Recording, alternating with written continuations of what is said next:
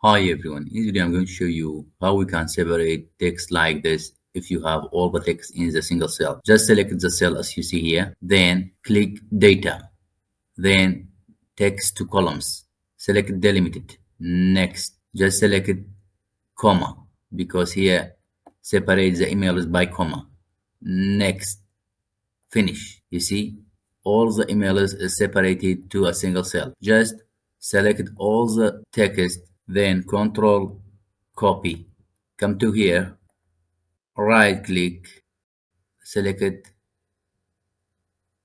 this one. Okay, now just you can delete this, then control X, control V.